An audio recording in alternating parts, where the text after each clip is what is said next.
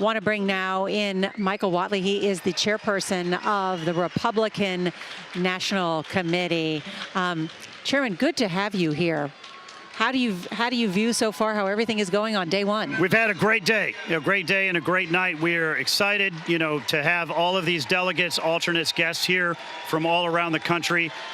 We feel blessed, honestly, to be here in the first place. And the electricity in the room is just awesome.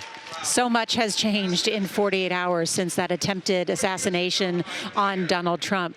Do you think we will see him tonight in the 10 o'clock hour? Stay tuned. We will see a lot of surprises that we're going to have at the convention throughout the week. But are they ready here if Donald Trump appears? I think everybody is ready to see the president. There's no question about it. You talk about the events on Saturday, talk about the shooting that we saw. It is an absolute miracle that he is here with us. And we are heartbroken over the families of the others that were shot and killed. Just a complete travesty, frankly.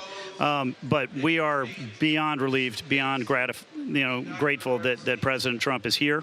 That the fact that he wanted to get to Milwaukee to such a degree that he came in yesterday, just a day afterwards, is really truly remarkable. The first convention I covered was in 1996, and I've been to every single one since, Democratic and Republican. And they're a great occasion to rile up your base, right?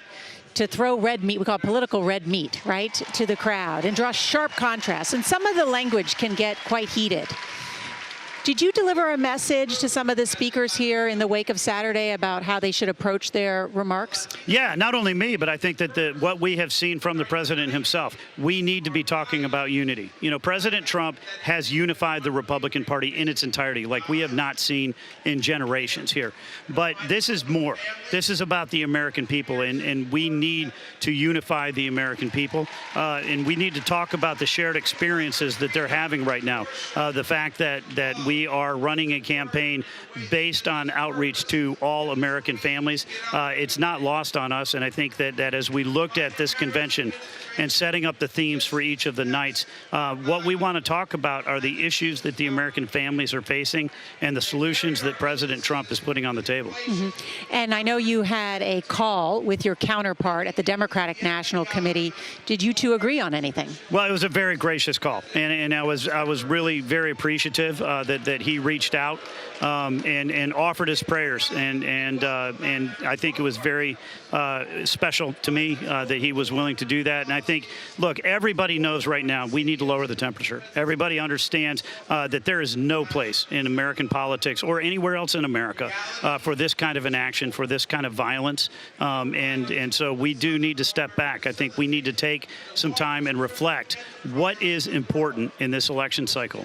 Because winning is not important as much as making sure that we are fighting for the right things, and that is fighting for the American people, fighting for American families.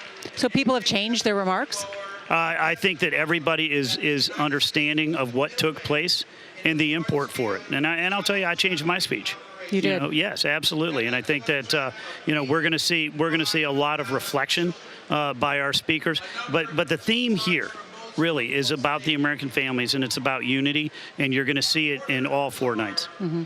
Have you seen any internal polling in the last couple of days about how this race may be shifting? No, I haven't. But what I will say is that we've seen over the last several weeks that this race is changing, that this race is evolving. What we're seeing is Donald Trump is not only leading in on the national polls, but he's leading in the battleground state polls across the map. And he's winning in those polls because he's winning in the issue polls. Mm-hmm. The American people want change. The policies that Joe Biden has unleashed on America, his inflationary spending, the fact that he has opened up our border and invited 10 million illegal immigrants to come across that border, make every state a border state. These are things the American people want to see changed. And when we look at the handling of all of these issues, it's not surprising that President Trump has a lead, and that's being reflected in the battleground states and the national polls. Mm-hmm. Major Garrett is here with us as well.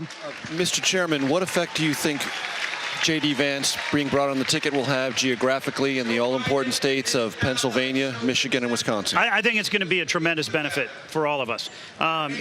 This is a guy who is from the heartland. This is a guy whose entire campaign when he was running for Senate was based on reaching the American families in the heartland. This is a guy who came, from a background like he did in Appalachia, and has come up through the ranks, through the military, through the university, through law school, to be a United States Senator. It really is the embodiment of the American dream, and I think that he is going to be a force for this ticket in those Rust Belt states. It was a suspenseful afternoon here on the convention floor. When did you learn it was J.D. Vance, and how did you learn it was J.D. Vance? I learned it on Truth. I was refreshing Truth about every minute for about 3 hours waiting to see. So even a party insider such as yourself, sir, got it through the social media. We absolutely did. You're just like us. Absolutely. Let me ask you about this. The Biden campaign has circled North Carolina on the map as a place that they believe they can make inroads and possibly pull back from the results in 2020. What is your assessment about North Carolina? We feel great about North Carolina. I was the state party chair there for 5 years, was a senior advisor in 2016, and then ran the state in 2020. We feel very, very good about where we are in that state because it is a state, it's a purple state, right? 30% are Republican, 33% are Democrat, 37% are unaffiliated, and we've been able to win because Republicans are listening to the North Carolina voters and understanding the issues that they care about and putting solutions on the table. We are now running that campaign all across the country, and so if you think about every one of our battleground states, the purple states, the approach is absolutely the same. You got to carry, obviously, your Republican base, but you need to reach out to every family because just the Democrats will not get Joe Biden across the line. Just the Republicans will not get Donald Trump across the line. We've got to be able to win in the middle, and that is why we are reaching out to every American family on this campaign. Chairman, political rallies are such a part of the fabric of the Trump campaign and the tragedy that we saw over the weekend. Obviously, security measures will have to be evaluated going forward, but how do you see how the public might view Donald Trump in public going forward?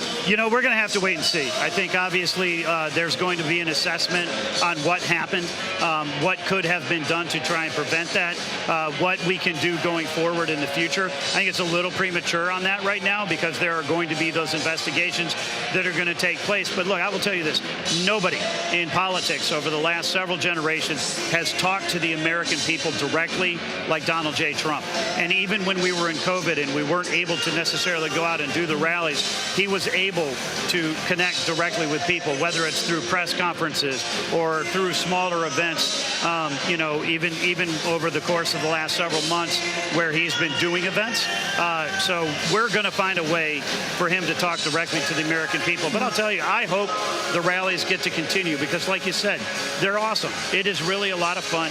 It's a great opportunity for everybody in these battleground states to come out and hear a message directly from the boss. Yeah.